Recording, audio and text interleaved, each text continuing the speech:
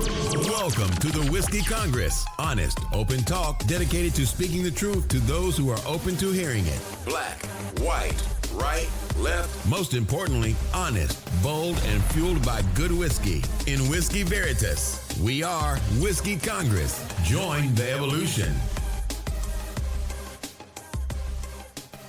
Whiskey Congress is back in session. Steven and I are together in the Cleveland studio. Good to see you, man. How you doing? Good, man. How are you? I'm well. It's been a very eventful family week, which I won't get into at this time, but mostly good. Happy birthday to my Aunt Laura. She turned 75 yesterday. Yay. It's 2 days ago, but anyway, so went to Buffalo for that. And while I was gone, I was getting my phone blown up by you and Ben, because there's a lot of crazy shit happening in the world. Yeah. And so you're telling me about the crazy shit happening in the world, and then I finally got to relax, hang out, and watch the NFL draft. And I immediately blasted Ben a question about a guy who got drafted by the Bills out of South Carolina. And you said something to the effect of, the world's coming to an end and Jim wants to talk NFL draft. So we're going to talk the NFL draft in some detail. But let's start off with some really serious shit that's going on. So one of the things that you guys sent in our group chat was that ICE is now being given permission to perform warrantless searches. Like, if we think there's someone in your house, we can come in without a warrant. Yeah, so that's horrifying. And look, that was in a DOJ memo from Pam Bondi, right? Where she's saying, like, she goes through the process and says you should get a warrant, you should have a judge sign off, all these other things. But if you can't and you feel that it's urgent, then you don't need a warrant. You can go into someone's home to detain and arrest an illegal, what you think is an illegal alien. And this is just completely eroding, right, our due process rights.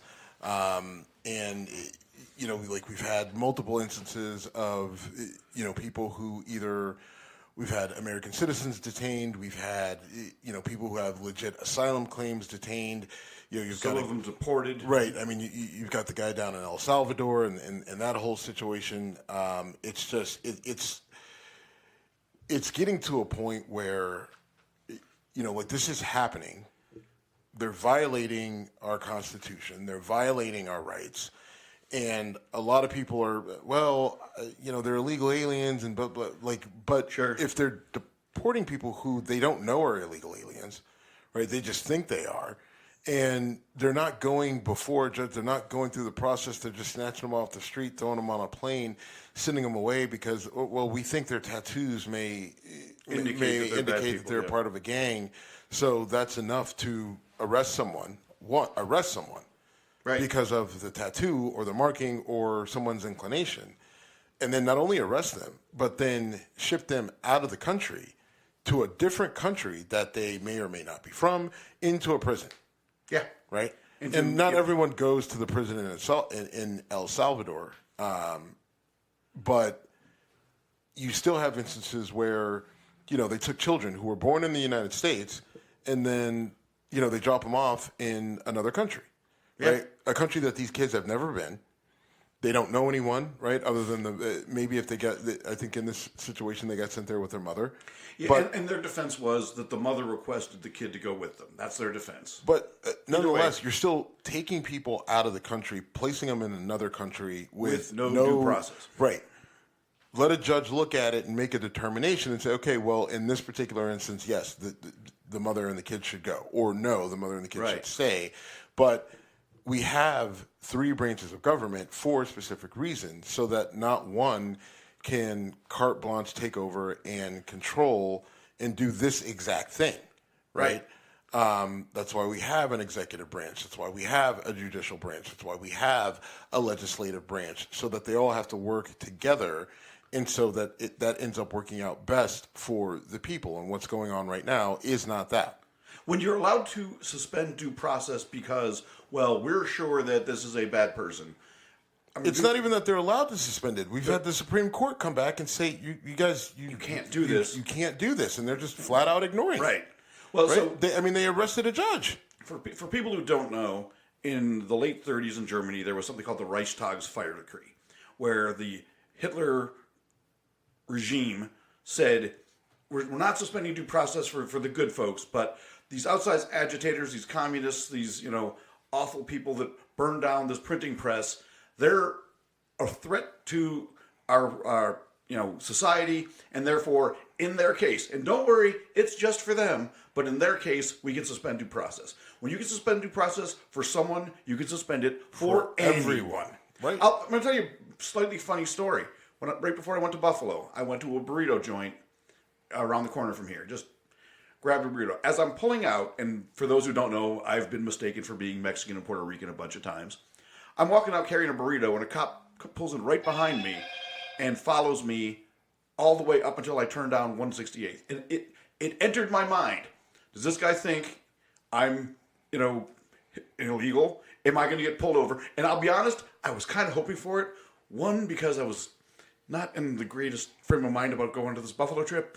And two, I would love to have seen actual proof of what we're talking about. I'm pretty sure I wouldn't have been detained being Italian and Polish and Slovak. But the thought that could happen to me legitimately entered my head. And that is where our life experiences are different, because there is no situation where I want to engage with the police, right? In that circumstance, like, it's one thing if I'm talking to the chief of police about a housing development. It's a whole other thing if they're throwing on their berries and they're coming after me. But to your point, like, I one, could see the concern, and two, I completely get your thought process of, like, you're just pulling me over because you thought I was Mexican, right? Or Latino or whatever. Right. But I'm just saying personally, like, I just don't want to get pulled over. Oh, I didn't want it to happen. Yeah. But the fact that thought entered into my head and I didn't say to myself, "You're being crazy," is telling, in my opinion. Like, and I know as a black man, welcome to my world. I get it. But again, my own personal experiences. I've had a couple very unpleasant experiences with police. So I try to avoid that, but I do understand your point there. And also, it's Cleveland, it's West Park. This is on Puritas. Still, I mean, if I'm a cop over here, I'm following. Like, you got bigger fish to fry? Well, it's not that. It's just that, I mean, this place is notorious for people being hammered and driving. So right. Well, this is at noon. This is West Park. This is West Park. Well, I'll tell you something else funny. Coming back somewhere around 30 miles east of Cleveland, there was an official vehicle pulled over in the median. It was a Border Patrol vehicle. Mm-hmm. When's the last time you saw a Border Patrol SUV? I mean, there's Border Patrol around here because we do border Canada, technically. We have a water border. See it. I'm on the Turnpike all the time. Okay. So I see it more than you. It is a little bit curious. It is usually around Cleveland and closer to the lake. But I see it a lot, but I also drive this entire state every week a lot. Fair. So you said that we should have due process and things should go before a judge. Yes. Obviously, that's how the system is designed. So in Milwaukee, a judge named Hannah Dugan was presiding over a case determining someone's legal status, and she found out that there was an ICE raid about to happen, or they were going to detain this guy. She believes in due process, so she sort of escorted the guy through a jury room, or gave him access to a jury room so he could leave by a different mechanism, and they arrested her and eventually him, or shortly after him as well, but they arrested a fucking judge because she said, "You're not doing this in my courtroom."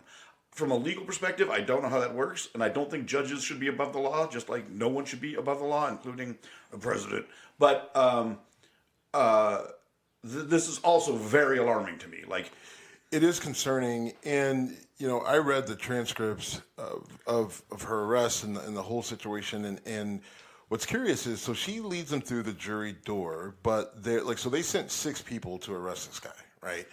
And part of this ICE task force, like some were for ICE, some for different agencies, and so what the ICE team did was they split up between the front entrance and the jury exit that you're speaking of, and so there were members of this arrest team that were outside the jury door, right? And so the crazy part is when you read, the guy walks through, comes out that door. The ICE agents are there, right? They make eye contact. To their own admission, they make eye contact with him, identify him. He walks past, and they don't do anything. They don't arrest him, right? So then he walks past, and then he goes and gets on the elevators to go out with his attorney. And then at that point, then they say, oh, shit. And then they go take chase, and then those guys run, and then the other guys who are at the other door, they run, and then they eventually get him. They chase him, and then they take him down on the street. But my thing is, they're arresting her for obstruction. Right. And the interesting thing is, though, like, you could have made the arrest as soon as he walked through the doors of the jury exit, right?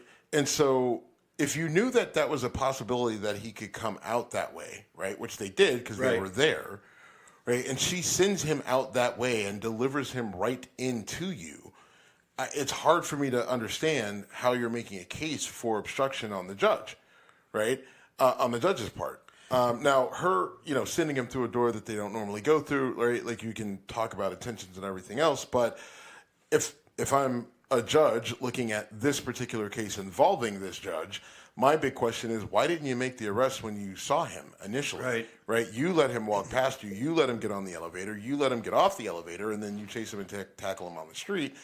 I'm going to have a hard time charging that judge or not dismissing this case when you guys literally didn't make the arrest, right? Like, you would have had a very easy arrest had you just done, well, I can't say easy, but you could have saved the running and the chasing and everything else. And so at what point is it obstruction if you could have made the arrest but didn't? It's not like she stopped you, like she physically tried to get between you, right? Like, he could have gone out 2 doors. He goes out one of the doors. You're at both doors, right? And then you let him walk past you. So there was nothing that she did to stop you from making that arrest. You just didn't, delayed the process. Like they're going to say, well, her intention and everything else, but I don't know. So if I'm going conspiracy guy based on what you just said, it's they wanted to make an example of a judge. Yeah. And the fact that the director of the FBI, Kash Patel, tweeted about this, then deleted his tweet, and then retweeted it. The director of the FBI getting that quickly and that directly involved in an incident like this reeks of that as well. Like, at the highest levels. I don't remember, James Comey or whoever the previous directors of the FBI were tweeting anything, to be honest with you. I'm sure they did, but I don't know. Maybe I don't know. But that struck me as, to your point, a flex and a way of saying to judges across the country, hey. Yeah, I don't even know if it's, I think that's pretty clear what they were doing, right? They were looking for a reason to be able to, put a judge on display so that they could make their arguments that you've got these, radical leftist judges that are out against the Trump administration. And we've already got Mike Johnson, who's said multiple times that, they can get rid of entire district courts and that they can get rid of judges. And, there's, Elon Musk constantly trying to impeach judges who rule against him and rule against Trump. It's evident what they're trying to do is basically say, like, look, as the executive branch, they're ignoring the branches of government. They're ignoring, checks and balances, right? And they're trying to make this claim that the executive branch rules above all.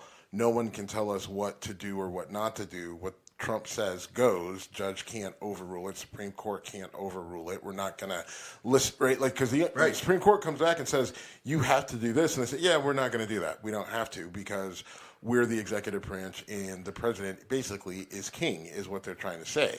And then they've got the members of Congress and members in the Senate that are supporting that, right, and backing that claim up.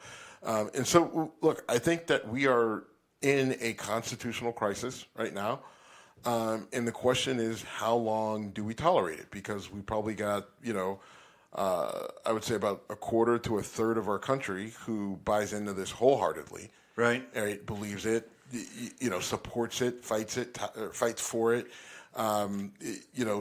Obviously you see it on social media, but you hear it, out we're in Cleveland. We hear, there are some progressive portions, segments, demographics of Cleveland, but there are also some very conservative and very MAGA supporting people in this area. And it's not just on social media. This is ear to the street sort of thing. This is real. I sit next to these folks at a bar every week.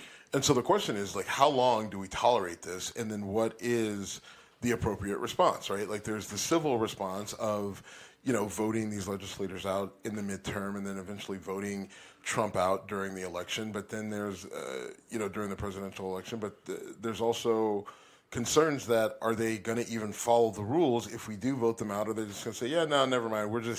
We're changing all the rules. All that stuff's out the window. We're here to stay. That's it. And it sounds far-fetched, but the more we see how some of this stuff is playing out, whether it's tariffs, whether it's this immigration policy, the dismantling of, education, environmental, consumer protections, all this other stuff. Yeah, like PA is getting torn apart. Right. I mean, there are a lot of concerns about, because it's clear that they're trying to consolidate power.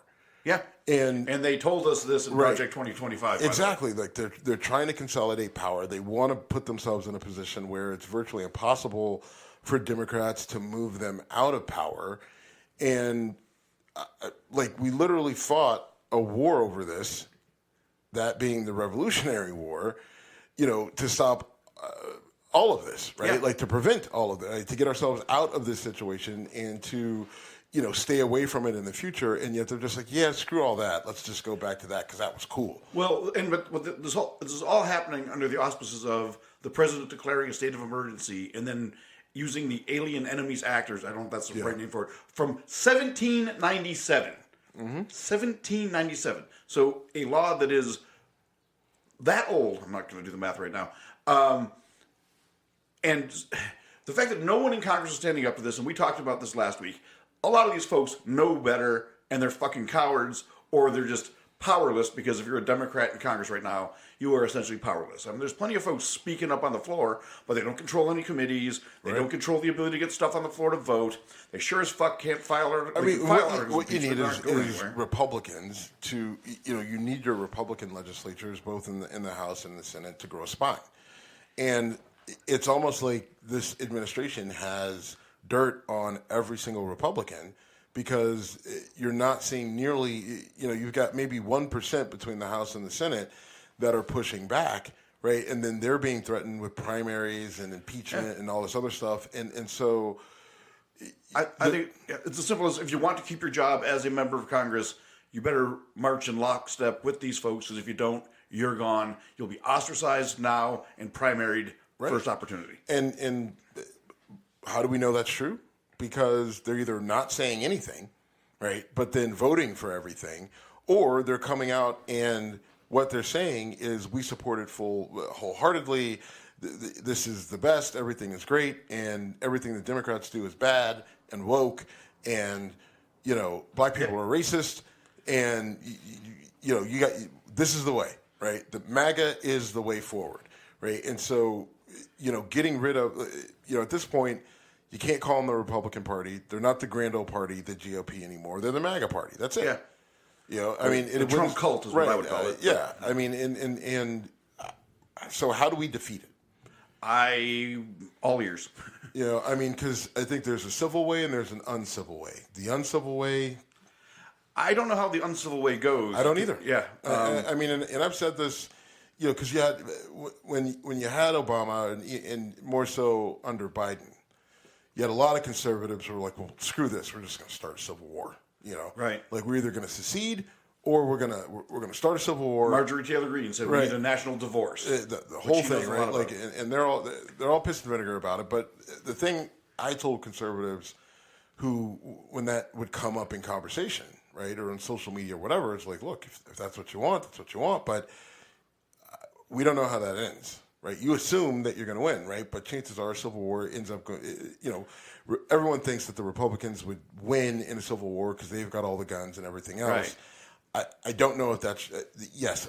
They do have a majority of the guns. Now they've also got the federal government behind them. Well, yes, but my point being is, no matter what, once war enters the equation, you're not going to be able to say, okay, now that the war is over, we've won. We're going to rebuild this thing back the way we want it to, because war does crazy things to people. It changes things, and all of a sudden, you could get what you get back could be even worse than any of us could have imagined. or we could just be in this sort of constant state of flux, like any number of these third world countries that can't, once they start, you can't get out of it. I mean, if we lose civility in the streets, if trucks can't go up and down the highways without being shot at by one side or another, if, we literally see a societal collapse. And I know I say hyperbolic stuff every now and then. Usually it's pretty obvious I'm fucking around. This time I'm not fucking around. I'm genuinely concerned about this for the first time in my life. I mean, I've been hearing the Civil War stuff for a long time, and I always went, oh yeah, who's going to fight who? I still don't know the exact answer to that. I mean, a lot of that, I can't tell you who's against who. It feels like left versus right.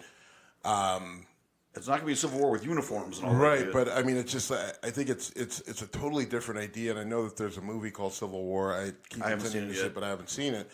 But you could see, the country fracturing in 3 or 4 different directions, and different groups, and then battling, for resources and control over, military, installations in their region, and it's really scary to think about, and it seems dramatic, and with the amount of tension that there is, and the amount of just distance between sort of the two sides, right? And not dissociation from reality, right? Like, no, that's not happening. And then not to mention the infighting, especially on the left, right?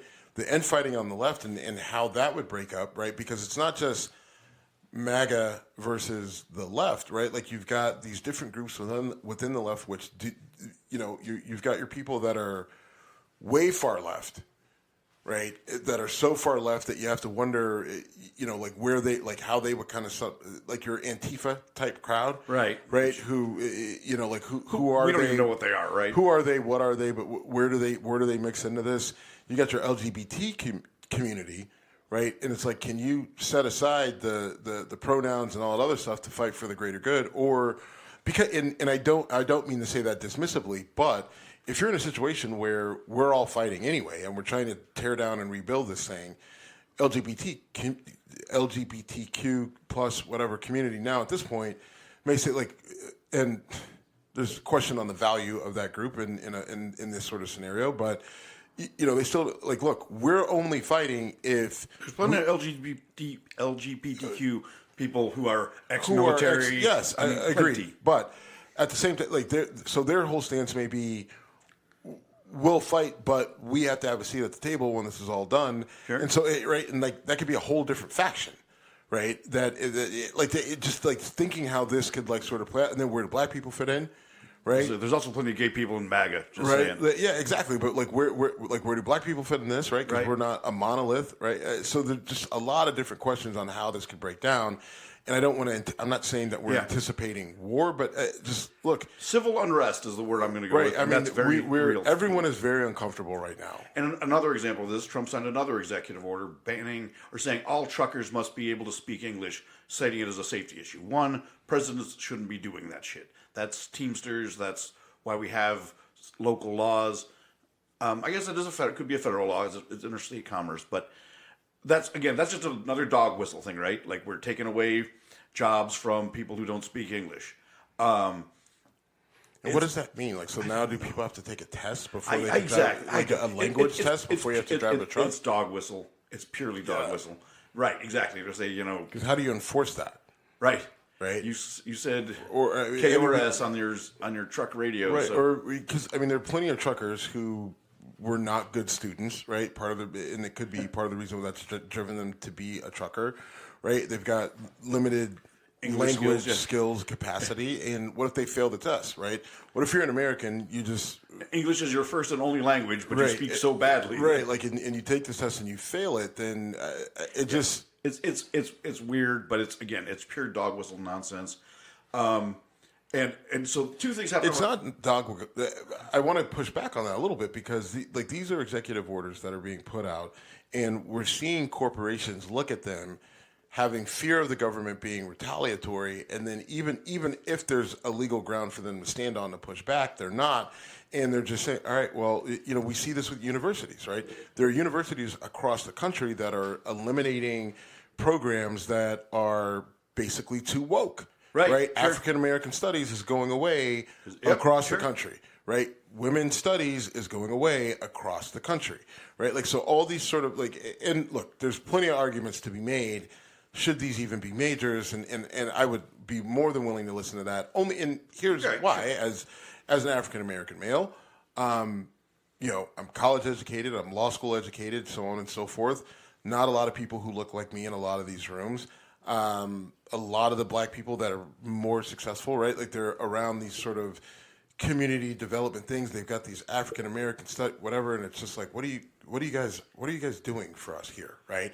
And they're we're promoting diversity, right? And there are people who are like, what's the value of that? And I'm not saying that there's not, but we do meet more people who look like me that are in the finance programs, the management programs, everything else. But that's a whole separate conversation in terms of the value of education. But nonetheless, you're even seeing like the military pulled out of a certain job fair that they go to every year. There's a conference and there's a job fair around it where it's mostly black students, and this is you have to qualify to be a part of this job fair, right? Like, it's not just anybody can go. This is the best of the best, and the military is going there to find the best and brightest people, minds, and the people of color that are in this college space to help the military, right, with some of the things that they're trying to develop and the things that they're trying to promote.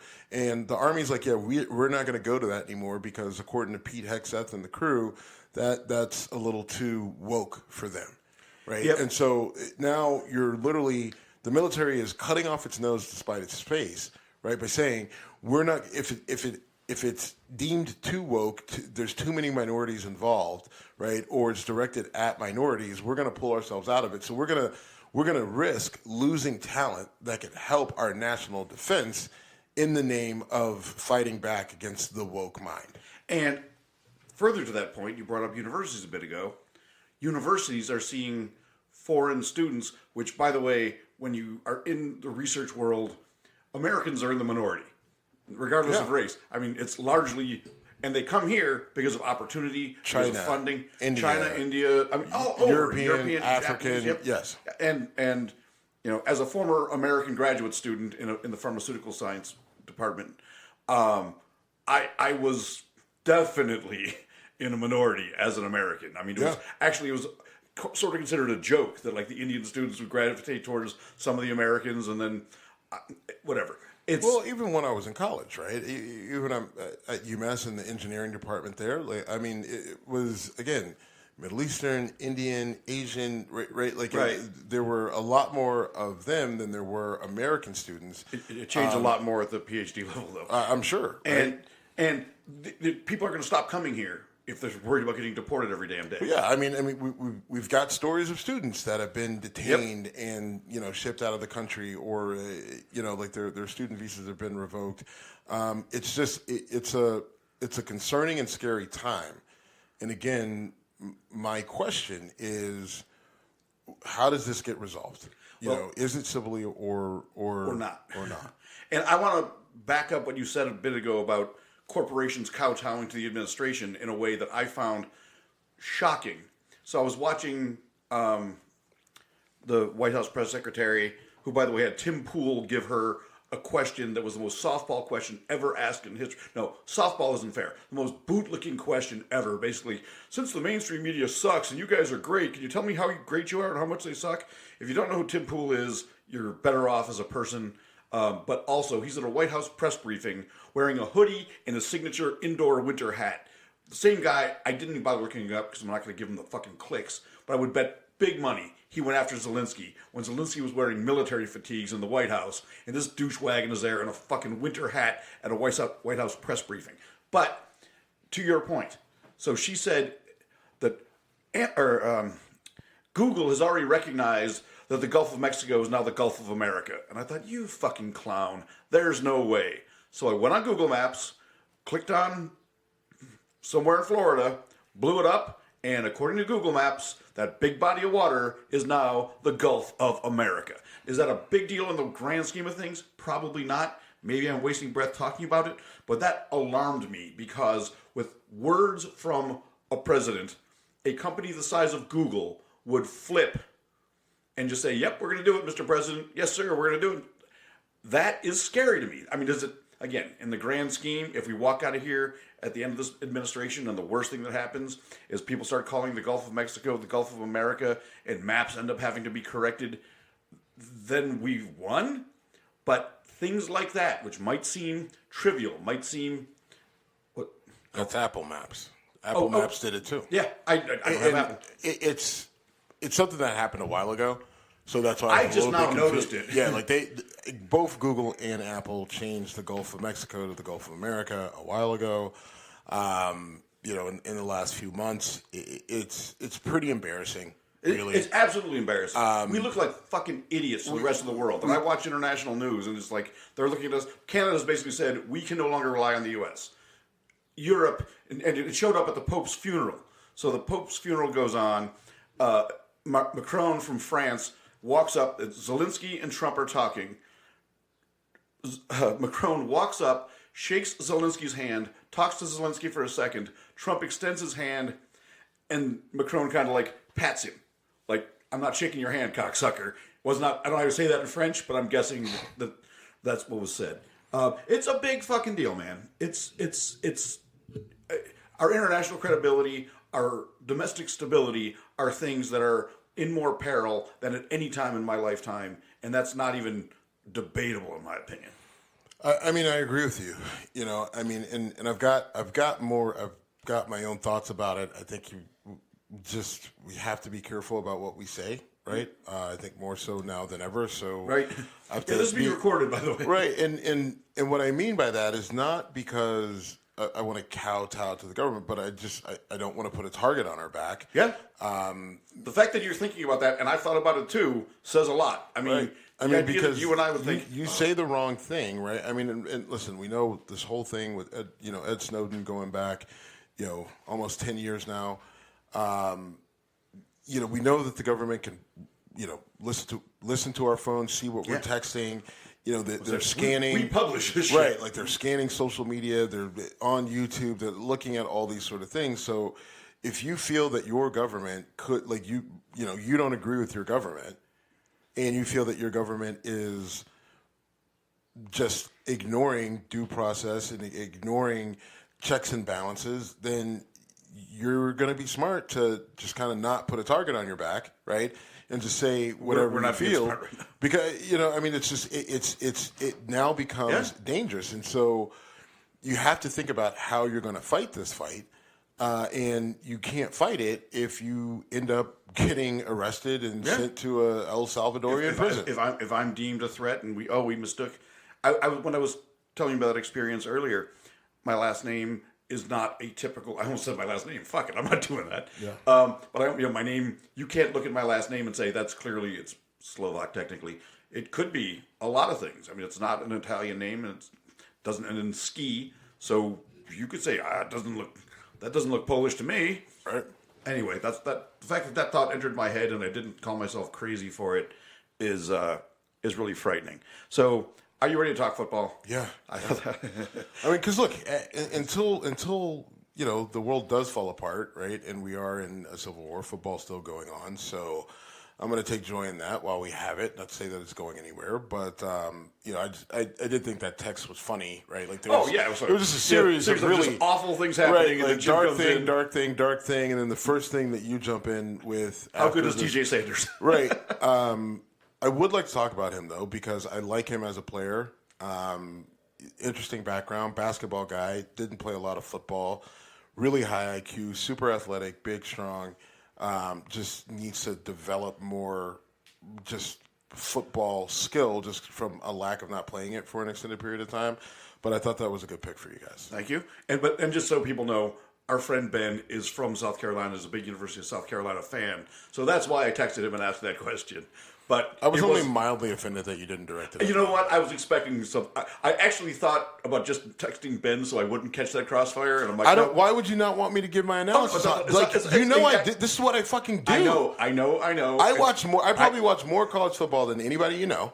I would say I don't even know who'd be second. It's probably not even close, right? Yeah. I literally write about all these guys, and I send the stuff I've ghostwritten for some of the different Steelers sites. Like, why are we cutting me out? Your opinion. I knew. Why are you cutting me out, bro? I knew you would take offense to that. I did not want to offend you, but that's literally like me asking a chemical pharmacology question and not asking you. I'm not avoiding you. I was going to a guy who watches that team every week. But I knew you would get upset, and I'm glad you chimed in, and I'm glad you liked the pick. And here's the dead stare I'm getting right now. No, the fact that I go, he's going to get mad. But anyway, I liked the Bills draft overall. He stinks. No, I did like the Bills draft overall. I'm not going to go player by player, but we went very heavy on defense. A lot of corners. A lot of corners. Drafted like three corners in a row. Yeah, well, not in a row. But it was Max Hairston, the kid we drafted first. Really interesting guy, really entertaining guy. Super fast. Yeah. Fastest 40 time at the combine. Yeah. And 4.28 or correct, something like that. Correct, yeah. The guy can fly. Yeah. And the one funny thing that I'll get into is the knock on him is he's not overly physical. He doesn't like to tackle. And I was driving into Buffalo, listening to Buffalo sports radio right after he was drafted. And I was sorry, it was later. But anyway, they were saying, we're going to read you a profile of a player in a previous draft and let you guess who it is. And they were saying all the same things. Doesn't have great size, will get bullied by bigger receivers, doesn't like to tackle or not a good tackler. And they said, and who the person they're talking about is Tre'Davious White. Yeah. And so all these these critiques and whatever, sports writers need to write about shit. I get it. This guy's definitely not like a, blow you up on the line kind of corner, but dude can fly. I thought he was a good pick. At first I kind of went, oh, he's small and he doesn't like to tackle. Then I learned a bit more. I'm like, actually, this guy's got great ball skills and can fucking burn. Yeah. Look, he's a smaller guy. So, you probably don't want him tackling a ton, right? Right. But he's a capable tackler, right? Right. And he will, right? I don't think he'll be a liability, maybe early as a rookie. But he does compare very much to Tre'Davious White, and who was a really good player for the Bills. Injuries kind of screwed him up more than anything, but still a good player and in your face, and he is back in Buffalo. It is funny, and we might as well just jump right in the Shedeur Sanders thing because a lot of it had to do with sports media sort of flexing their sort of status here, right? With him. And what happened with Shedeur Sanders, right? He's projected to be, a top 5 pick, top 3 pick. He ends up falling into the 5th round. The Cleveland Browns draft him after drafting Dylan Gabriel out of Oregon in the 3rd round. And there was a lot of talk about, is this racist? Is this against, were they trying to basically shut, Deion Sanders up? Were teams avoiding it because they didn't want to deal with Deion and everything else? Was the league colluding against him? Was there collusion and everything else? And, I think there was a lot, everybody's got a little bit of blame in this situation, including Shedeur Sanders, including Deion Sanders. I think the teams were being petty to some extent. I don't believe that there was league collusion. You have to understand There's no way they would. They don't. That's not how the league operates. I just think that you had multiple people who said no, not worth it. The juice wasn't worth the squeeze, and a lot of that had to do with Shedeur himself, right? Now he's not going to come out and say it, but there's people in the sports media that I do trust that are honest and relatively honest and objective, and then I have connections to the league, and Shedeur Sanders didn't interview well. No, I mean, stories about him and Brian Daboll. Apparently, the two got. So Brian Daboll, head coach for the Giants, and I guess he gave Shedeur a bunch of material. Yeah, so I'll take you through. So typically in these interviews, what happens is the coaches sit down with the player, and especially with the quarterbacks, what they'll do is they'll introduce themselves. They'll have a little bit of back and forth. The coach will then say, "We'll give the player a play, right?" And have the player recite it back, and then the coach will say, "All right, we're going to come back to that, and I want you to, when I ask you for it, I want you to remember it and recite it back to me." Sanders didn't do well. Now they also will send them information ahead of time, right? Like look at the playbook, learn as much because they want to see can you retain information, right? Because you have to understand the way this works is, so the draft is over, and starting this or next week, right? You'll have mini camps starting. Yep. And what they'll start to do is install pieces of the offense, pieces of the defense, special teams, all that sort of stuff, right? The rookies will come in, they'll start the install, then they'll come back for another mini camp with the veterans, and then they'll install more, and they'll build upon what they installed with the rookies.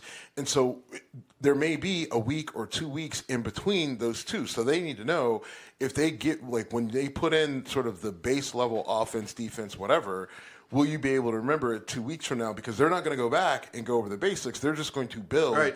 And then it goes like that over the course of the summer. So then when you get into camp, you've got 60% of your offense, defense, all that stuff installed. You as a player need to know what your assignments are on all these different plays, all the different variations that could happen. And then in camp, they install the rest. And then, oh, by the way, during the season, it may be week 16. And they may call a play that you have only talked about in theory going back to sometime in May, right? But they need to trust that you've got the capacity to be able to process that information. Shedeur Sanders did not handle that part well. I guess he was pretty, in some instances, sort of... Contentious is the word I heard. Yes, yeah, across the board. That's coming from the media. The teams aren't coming out and flat out saying that he was bad in the interviews, but... Again, the people that I know in the league are saying, like, look, they said he was bad, man. They said he was really bad. And I trust it. And so I think what ends up happening is these teams are like, look, you're not good enough, right? Like, your stats weren't good enough. You weren't on a good enough team to have that level of arrogance, that level of ego, right? And so the quarterback-needy teams, right? So... Tennessee made their decision that they were going to go with Cam Ward. The Giants were the other team that really needed a quarterback, right? Like sort of desperately. They draft Carter out of Penn State, and then they trade back up into the first round and get Jackson Dart. And New Orleans probably needs a quarterback. We don't know if Carr is going to be able to play. He's got an injury that may keep him out for a large percentage of the season. So it seemed like New Orleans was a place that he could go, and then they end up getting Tyler Shuck coming out of Louisville, right? Right.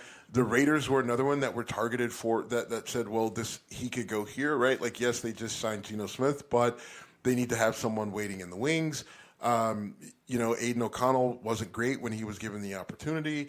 Shedeur Sanders has a relationship with Tom Brady, who's now a partial owner of the Las Vegas Raiders, and they didn't draft him. Right. He was Pittsburgh. Right. Was another team. We need a quarterback. Right. We don't. Is Aaron Rodgers coming? Not. We got Mason Rudolph. We passed on him. Right. And we were one of the last teams to bring him in. Actually, us and the Giants were one of the last teams to bring him in for an interview. And I just think that his talent didn't necessarily match his ego and his lack of preparation. I think it was a turnoff for a lot of these teams. I think some instances they were saying, you know what, Dion, we don't like you. We don't like how you get down. Your son's not good enough for us to, whatever. And so, what's interesting is the Browns take him, right? Now, this is, but why did they get rid of Baker Mayfield, right? Because they said they wanted an adult in the room. And, Baker so they chose Deshaun Watson. Right. Baker Mayfield is really cocky, all this other stuff. Now, to be fair, before the allegations with Deshaun Watson, he was a leader on the field. There were no complaints about him at all. Like but they traded for him after the allegations. Right, after the allegations. But even then, it's just like different personalities. Right, like way different personalities. It's not an on the field in the locker room issue. It's an off the field. But and then you go back, right? Like, so they draft Baker Mayfield, and then they boot him out because they said he was too cocky, too arrogant. Right. Then you also drafted Johnny Manziel. Right. You drafted Johnny Manziel in the first round. Right, like money phone guy. I was doing the money sign for and so it's interesting that the Browns end up taking him and Dylan Gabriel. So now you've got 5 quarterbacks on your roster, so someone's not going to be there now. Deshaun Watson re-tore his Achilles last year, so they're going to try to medical him as long as they can, so he's not really in the mix. They've got Joe Flacco. They've got Kenny Pickett, former Steeler, right? And then they've got these other two guys. So, again, that's a really interesting situation. But with Sanders, does race play a part of it? I think it does to a degree because, look, anytime you're outspoken in black, you're going to get the more money involved, the more it's going to be looked down upon. So if it's not rap, right? If it's not music or or movies or TV or whatever, right? Because I would argue athletics fall into the same category, though. They do, but the NFL is a little bit different, right? NFL, Major League Baseball, right? Not enough black people in hockey, so we can't really group them in there, But like NFL, NBA is different, right? NBA is so black culture that it's different. Where in the NFL, especially at the quarterback position, Now that's evolved so much over the last 30 years. But especially at the quarterback position, there's still some of that old school conservative mentality. Even though we've seen a lot more black quarterbacks. I mean, we had 2 black quarterbacks in the Super Bowl this year, Mahomes and Jalen Hurts. The number 1 overall pick this year was a black quarterback, right? I mean, there's. Let me back you up though. 8 years ago now, Bill Polian, very highly regarded GM, said Lamar Jackson should switch to wide receiver. Well, different. I'm trying to make a different point here. Okay, sorry. What I'm saying is, in that position, the position of quarterback with these NFL teams, right? There's still a certain way that they want you to be, and it is more like Peyton Manning, Tom Brady, right, than Baker Mayfield or Shedeur Sanders, right? They want you to have this extra layer of humility. They want you to be very buttoned up. They don't want you to be brash, because these are the quarterbacks who win, right? Like, why do people not like Joe Namath, right? Like we're going to go out. I guarantee we're going to win the whole thing. He was Broadway Joe. He was out. People did like Joe Namath, though. They did, but there are a lot of people who hated him because of how out there he was, right? He like, you can't say that Joe Namath wasn't a lightning rod. Oh, he absolutely was. Like at the time, I wasn't even fucking born, but like I still. But then all you had was newspapers and radio and whatever. Right, and so it was a different time. But I'm just saying that there's still a certain way that they want their quarterback to be perceived. And then if they're going to have a black quarterback, they want you. There's even more sort of restrictions on sort of how they want you to behave, unless you are so talented and so good that it can be overcome. So Caleb Williams comes to mind. Cam Newton comes to mind. Cam different though. But he was Superman and Cam wasn't this. Oh no. Cam was very Cam was very, especially coming in the league, he was very humble. Now listen, once he got in the league, he did the Superman thing in college, and he did that when he scored touchdowns. But he also, remember stories, he interviewed very well when he was talking to he interviewed owners very and well. GMs. Cam's football IQ, like people don't understand how smart that man is when it comes to the game of football. The Superman thing was when he scored. Sure. Right, but when Cam, because remember, Cam had some shit that went down in college, so Cam was on his P's and Q's when it came down to interviews, right? There was a whole thing with the computers, why he had to transfer from Florida. Oh, yeah, I forget right? that. And then there was stuff about his dad wanting money and everything else, so there was a lot that went on with Cam Newton, but I don't think he fits in this category, right? The person closest to Shedeur Sanders in terms of behavior is Caleb Williams. But Caleb Williams was so good, right, that they said, we don't like this at all, but we got to take him. The kid's just too good. He's a generational talent. Size, athleticism, rocket of an arm, can make all the throws, super creative. All people saw was like almost a more athletic version of Mahomes, right? And so they make the exception for Caleb Williams. Shedeur Sanders wasn't that. Right, Shedeur Sanders is a good quarterback. I think that he can be a good starter in the league. He's accurate. He can make all the throws. He does take a lot of sacks, but so do Caleb Williams, and so do a lot of guys. But Sanders doesn't have a rocket arm, and he's not super athletic. He's not a Josh Allen, Lamar Jackson kind of athlete. He doesn't have that type of arm, but he can make every throw. Right, he can make every throw, and he makes a lot of accurate throws in the middle of the field.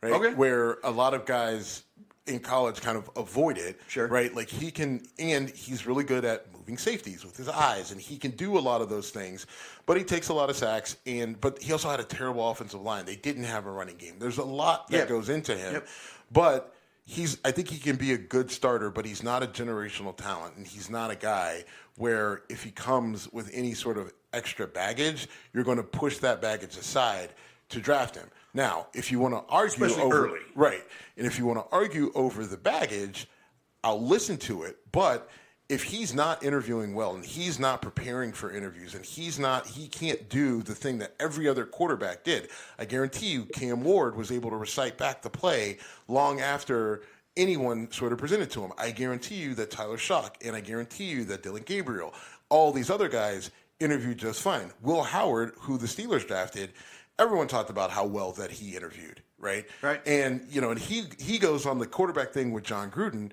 right? And you feel how you feel about John Gruden, but I love his quarterback show when he sits down with these guys, because if you love football, John Gruden is a dick of a human, but again, another brilliant football IQ guy. So when he's sitting there talking with these guys, and you can, if you know football, you know when a guy knows what he's talking about, and you know when he absolutely is just completely out over his skis, right? And so many of these guys that, other than Shedeur Sanders, were able to show that they knew what they were talking about, where he was so worried about being legendary and the marketing and the money and, right. and having having the camera crew there for the and I'm sorry, the NFL, they don't give a fuck about all that stuff. Like, if you better be supreme, if you want all that in the NFL, especially as a rookie that hasn't even been drafted yet, like, your talent better be through the roof. Otherwise, you gotta toe the company line.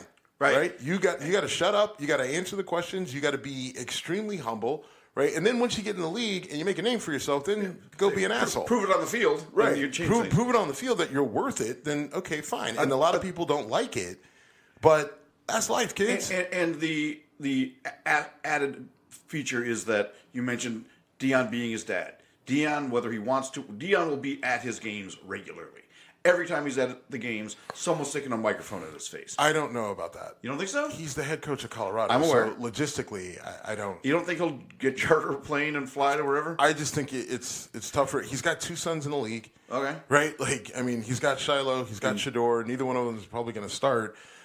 I think, Deion's also got some physical issues, and he's the head coach of Colorado.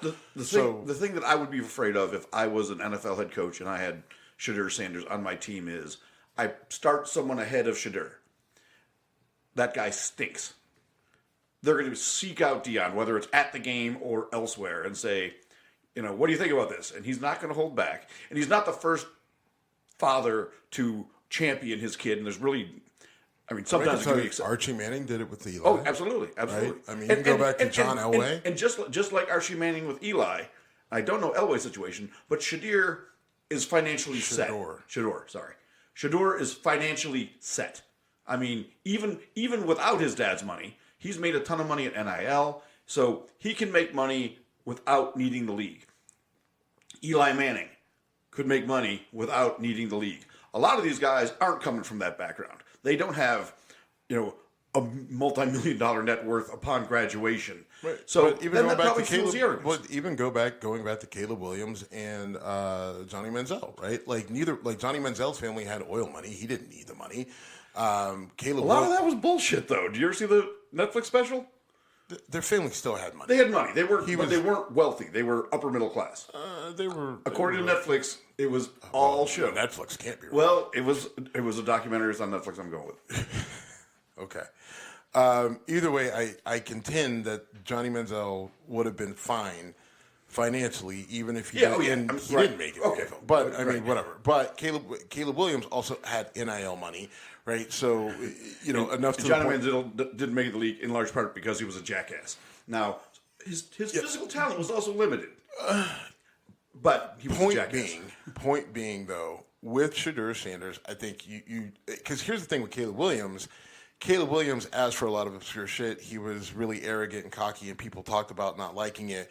But when you got him on the board, he knew what he was talking about. He could recite the plays. He could remember the plays. He could explain concepts. He did all that. Shedeur just didn't do that and didn't perform that well.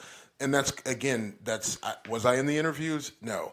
But am I talking to people who are all pro in the NFL, who have relationships that I could pull up and call on my phone? Yes. right, who they have sat with people who have been in the room and are getting this information directly from the person who interviewed him and said it was a shit show. Right. Right. So in today's world, it's tough to keep a secret. And so it's just like, look, kid didn't do what he needed to do, but now I will also contend, should he have been a 5th-round pick? No. Right. I was okay with the Steelers not taking him. I wanted Will Howard. He played at Ohio State.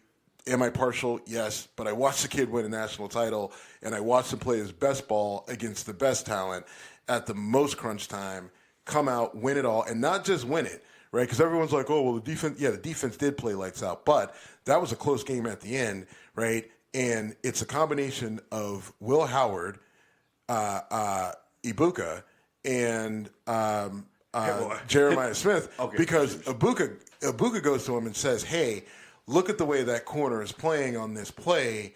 You got to go deep to Jeremiah Smith on this play because he's going to eat him up all day. Will Howard's like, oh, yeah, and Jeremiah Smith is just like, I'm ready. They come out the next play. Will Howard puts that ball on a fucking dime. Smith makes the play, touchdown, boom, game over. Right? And that sort of, I watched that happen in real time, and that's the guy that you want. Right, like that. He's 6'4", he's 220. Like he's got the prototypical size. Right, he's athletic enough. Right, like I didn't love him running with the ball, but he's athletic enough to sort of keep himself out of trouble. I loved Will Howard. I wanted him to be a Steeler. I thought we would take him earlier, and so I wasn't as worried about the whole Shedeur Sanders thing because I just didn't think that he was a fit, especially with the guys we have. Right, like we've got DK Metcalf, we've got GP. Right, Shedeur Sanders can make all the throws, but Aaron Rodgers can throw that ball deep if he comes. Mason Rudolph has got a cannon of arm. He can throw that ball deep.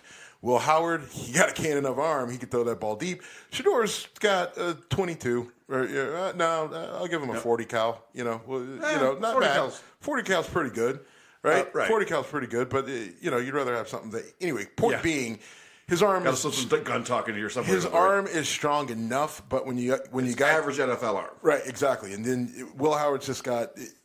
Again, he doesn't have Josh Allen's arm, but it's a lot more than what Shedeur Sanders has, and I'm looking at what we have, and that's the guy that I would rather have. I think that Sanders will be a good quarterback. I think actually him being with the Browns is good. He fits that system.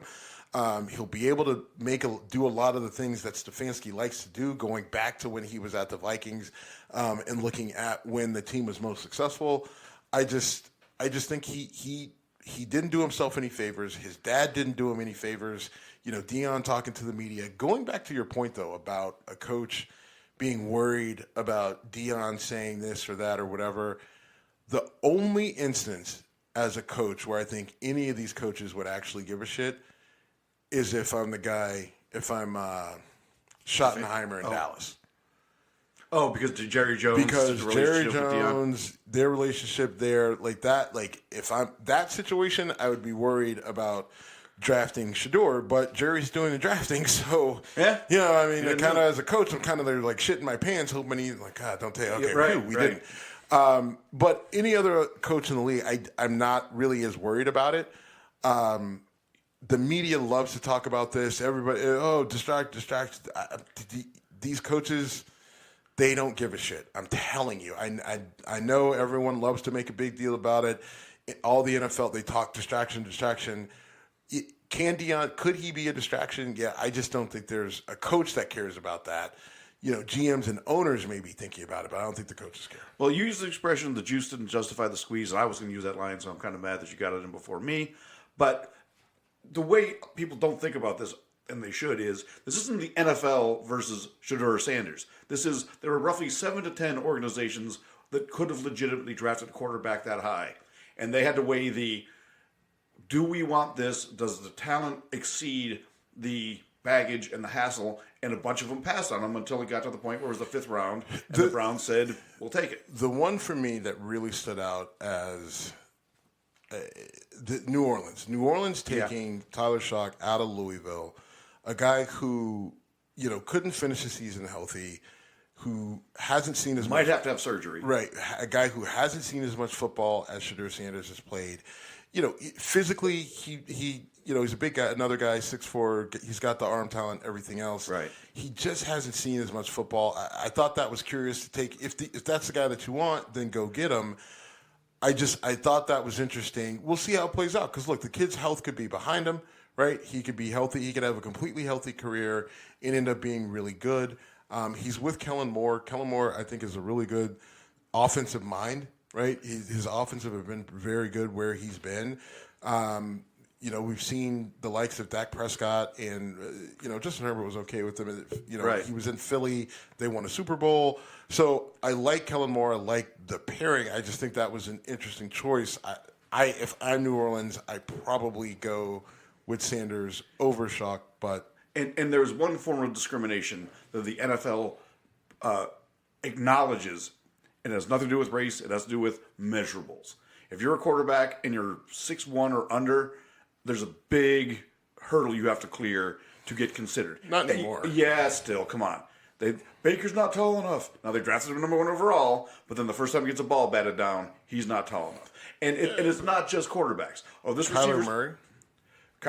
There are exceptions. There are exceptions, but what's fine?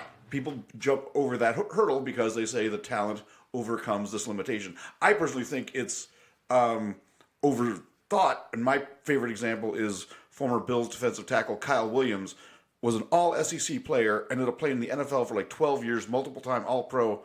Pro Bowler. I don't know if he was ever an All-Pro, but his arms are too short. All right, and then the guy goes on and plays for over a decade. So they do discriminate based on measurables. I think what happens is you draft a guy, you're putting a lot of money into him, right? Sure. And you only have so many different ways that you could make your team better through the draft, free agency, trades, right? Right. And so you've got limited roster spots. You're trying to do an analysis on, is this guy going to be a fit, whatever. You have to have a way you're spending an asset, and you're evaluating that asset versus... And so there are guys that get excluded because they don't. But there are also guys who have all the measurables and who don't even get drafted, right? Quinn Ewers, right? He's a quarterback out of Texas. He didn't get drafted? Did not get drafted. No, he went in I think I didn't. I wasn't calling out. I think he got drafted. I want to say he went in the 6th or the 7th round. Okay. Right? So you have to wonder, the kid played the national championship this last year. He was in the college football playoff the year before, but he doesn't go... injuries, whatever, right. But when he was coming out of high school, he was rated the perfect prospect. Right. And so I just think the NFL is weird because you do have people that get excluded because of measurables, right? But take Jack Sawyer, right, who the Steelers drafted. Jack, he didn't do any of the offseason testing, right? My man said, I won me a national championship. I'm going to enjoy this. And I played like a motherfucker. Right. I played like a mother through all the playoffs. Right. And frankly, I played my ass off against Michigan, held them to 13 points, and we lost that game. So, I still refuse to put that game on our defense. That's a whole different conversation. But Jack Sawyer is a guy who is not going to test well. He's not going to give you a great 40 cone drill and everything else. But then you watch him on the tape, and you're like, he can play to me. Football. Right? And as a Steeler fan, you got to remember, some of our greatest all-time players didn't have the measurables. Greg Lloyd, Jack Lambert's the perfect example. Lambert, James Harrison, right? Demarni Dawson. I currently weigh roughly what Jack Lambert weighed when he played in the NFL. Willie Parker. You had, even Jerome Bettis, right? Jerome Bettis, Hall of Famer, but Jerome Bettis, monster, right? But Jerome Bettis doesn't fit what you would think would be your prototypical running back, right? Even 50 pounds, right? Just the way he was shaped, right? He was never lean and cut and everything else. He was always a little bit soft, right? And he got softer as he got older.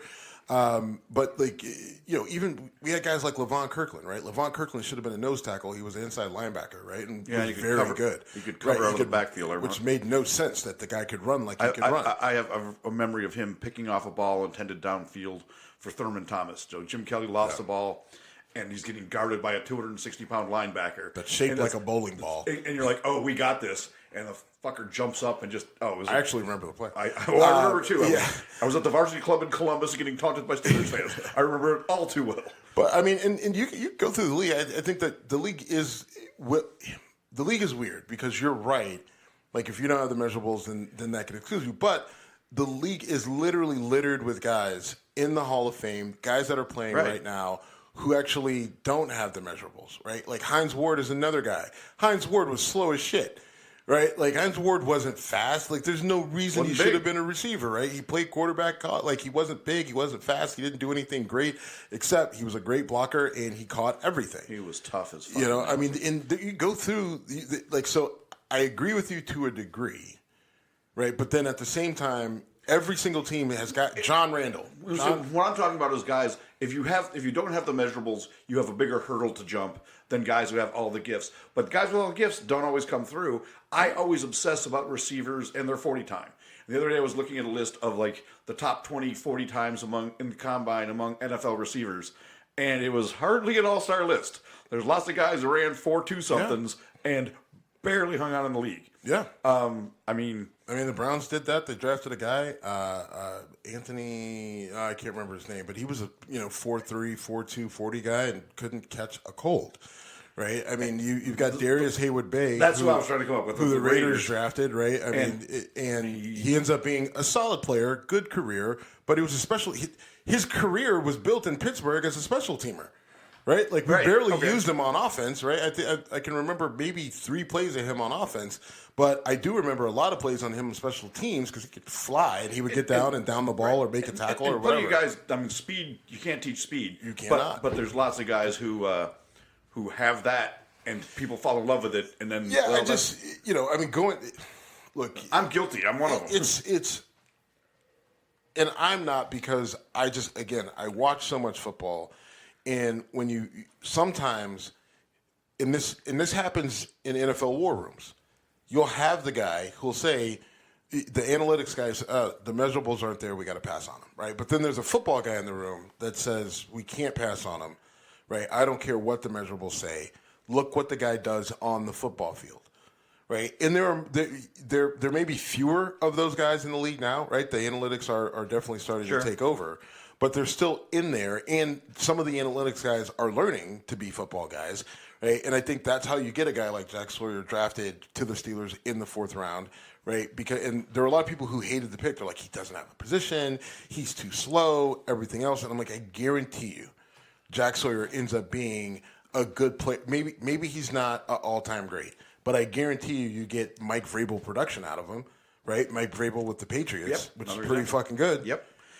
We've gone way over already, but we've got to talk about the prank call to Shedeur Sanders, and then I'm going to ask you for your favorite pick by the Steelers. I'll give my favorite pick by the Bills. Good. And then we got to roll. So if you don't know this, Shedeur Sanders was the draft is slipping. New Orleans is on the clock. Like you mentioned, New Orleans was the logical landing spot. And he's got the typical group of family and friends around him waiting for the big moment. His phone rings. It's an unidentified number. Someone calls claiming to be the GM or the OC for the Saints, whatever, and then says, I've been waiting for you. And the guy says, yeah, you're going to have to keep on waiting, and hangs up on him. And they were like, what the fuck? You just got punked. And I'll be honest, when I first saw that, it did make me laugh. Now, it's a shitty thing to laugh at.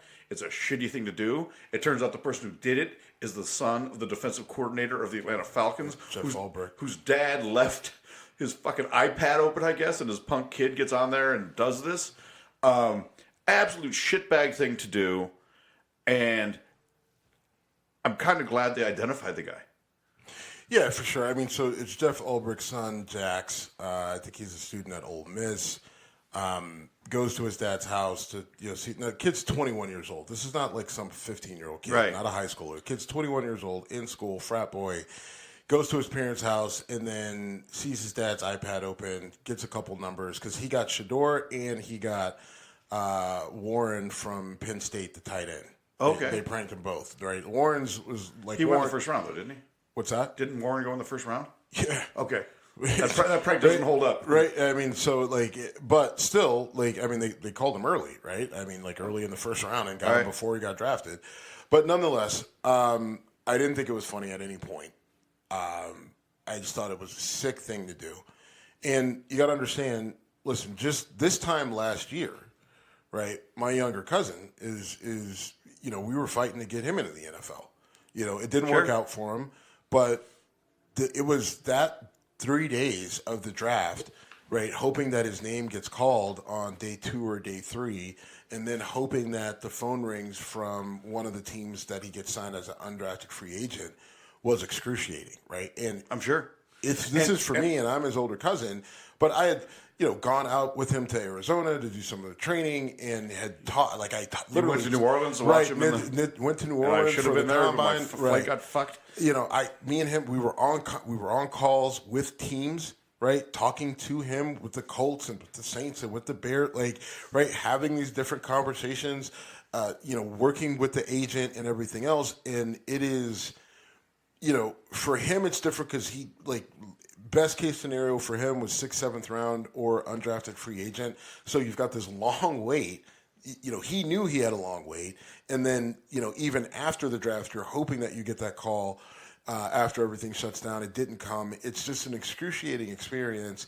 And even for these guys, Tyler Warren out of Penn State or Shedeur Sanders, they're still kids, right? Yeah.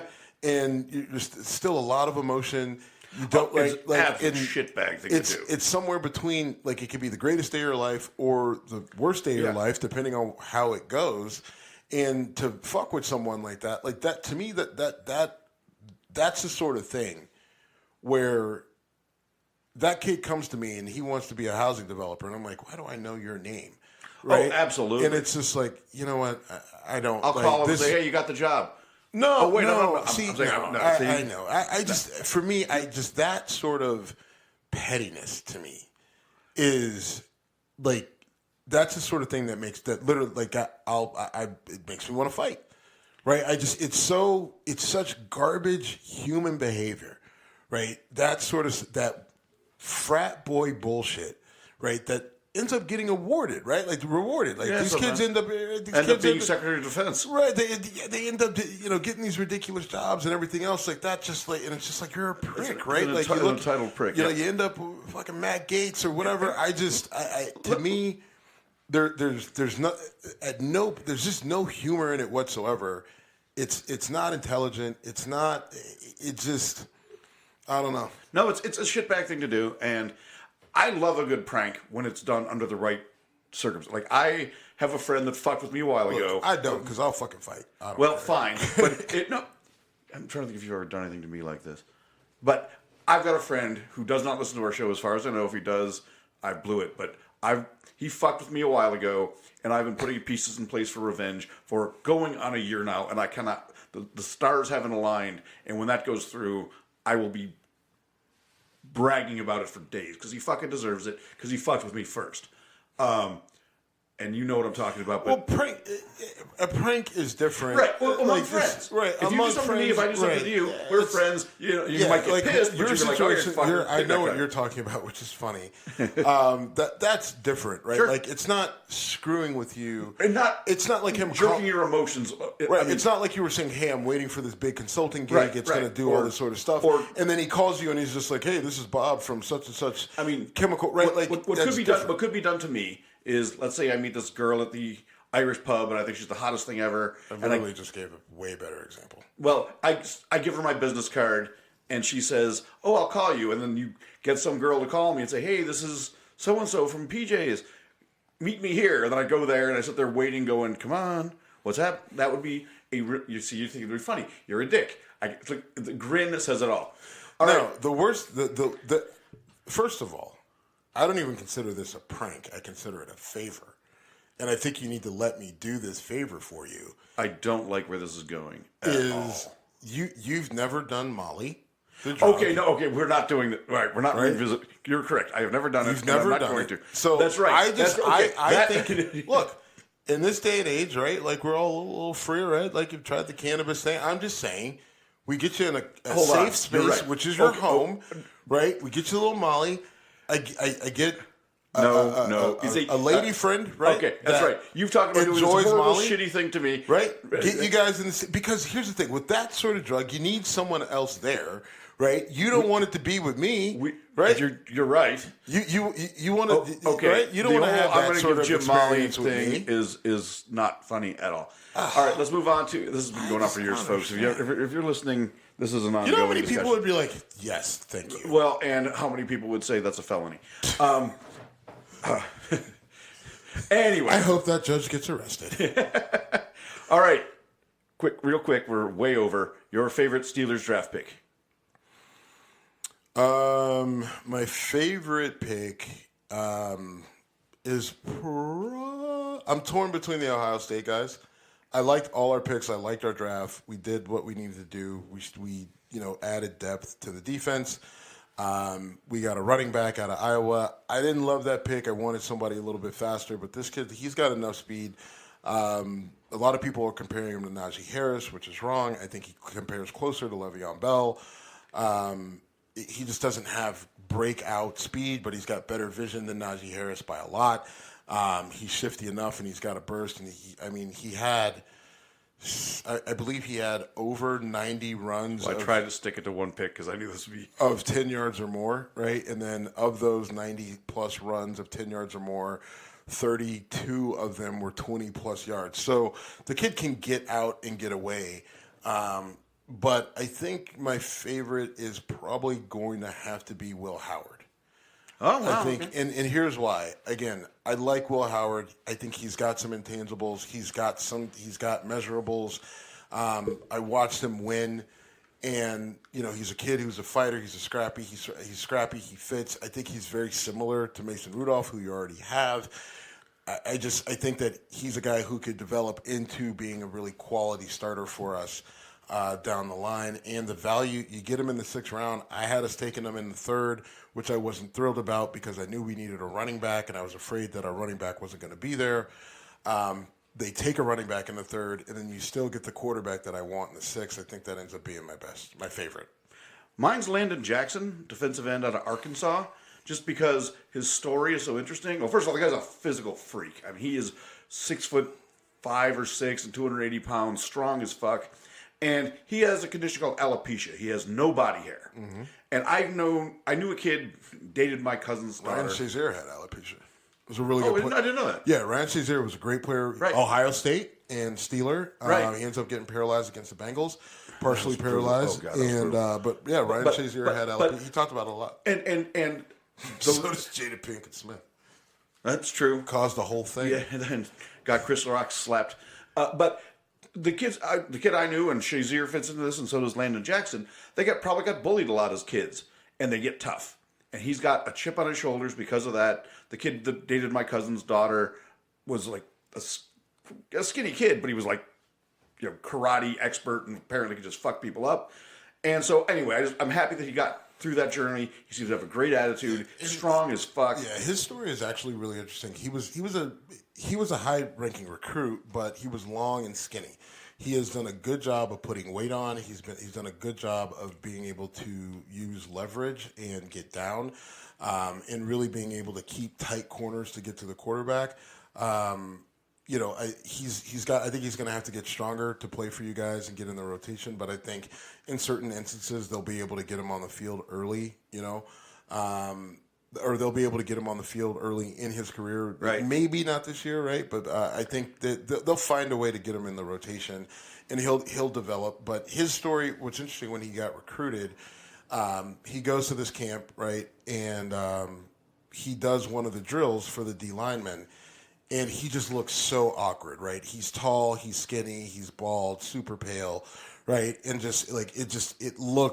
it just did not look coordinated, right? Just tall, skinny guy slapping the bag. People made fun of him relentlessly, like you said, right? A lot of criticism. Arkansas is like, well, let's just take him, see what we can turn him into. And the guy turns himself into a monster. Ends up, like you said, graduating. He's like 285 pounds. He's still long and lean for 280 pounds, but he's all muscle. Yeah. He can get around the corner. He can get to the quarterback. He can chase plays down from the backside. He can push plays on the front side to the sideline, or just go out and get the guy. He's got those long arms, so he can disrupt in the pass game. I like him. I'm happy that the Bills took him where they did. I thought that was good value for him, and he didn't slide too far. I think that was a great pick. So I agree with you. Fantastic. All right. We got to wrap it up. Yet you didn't come to me for your questions about your draftees. That is just... I'm going to hear about this for fucking months. Just so everyone knows. Months. I'm never going to let this go.